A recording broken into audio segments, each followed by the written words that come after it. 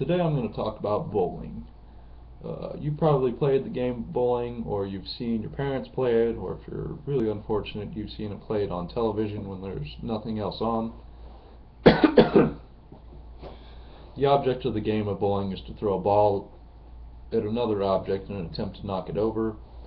Bowling is a game that's taken many different forms throughout the ages and has many different variances depending on what region you're in. So the game of bowling can be enjoyed by all ages in all regions, indoors and outdoors. First I'm going to talk about the history of bowling. There are several different types of bowling. The most common to us is the indoor 10-pin game, which is played like this on a lane with the 10 pins organized in a triangle fashion. This wasn't always the case. There's evidence, according to Carol Schunk of the University of Cincinnati, that archaeologists have found evidence of bowling games dating back to 3200 BC in tombs in Egypt. Familiar outdoor bowling game is bocce ball, which is an Italian game, and it's played by throwing balls at another ball, and the closest ball scores a point. So it's sort of like horseshoes, but with small bowling balls.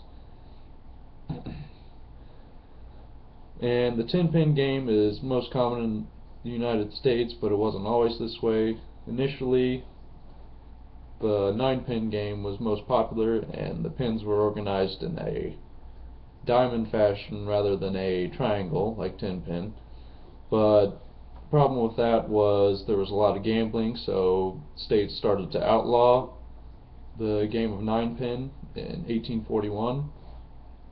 Connecticut was the first to outlaw this.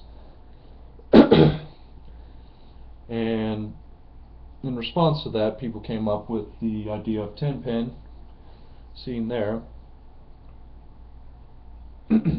And after that was formed, there were a lot of different variations in rules depending on what region you were in. But all that was solved in September 9th of 1895 when the American Bowling Congress got together in a bar in New York City, and they established rules and regulations so that bowling competitions could be held. So you had a period from 1841 till 1895 where it was more of a regional thing, and you couldn't really go out of your region, otherwise the rules changed and people thought you were crazy.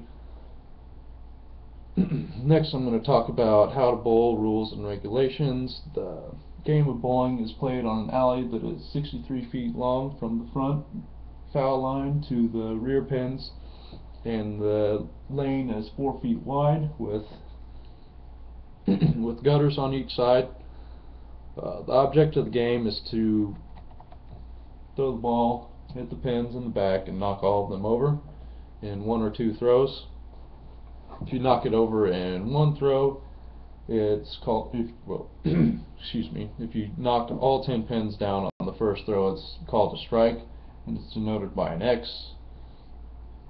So when you throw a strike, the next 2 throws that you have count towards that frame. So if you threw a strike here, you get 10 points plus this one and the next throw. So in this example you would get 20 for the first frame, but if you threw 3 strikes in a row you would get 30 in the first frame, and then so on down the line. The perfect game of bowling is 300 points. I would never be able to do that myself, but many people can. A spare is where you throw is where you knock down a number of pins on the first throw, and then there are still some left, and then on your second throw you knock down the remaining pins, and that's denoted by a slant like that, a slash. And then after you throw a spare, your next throw counts towards that frame. So he had 30 points in this frame, and then you would add 5 to that, so from his next throw, so 35. And then if you don't hit any pins or you throw a gutter ball or something, this is denoted by a dash, just a minus sign. And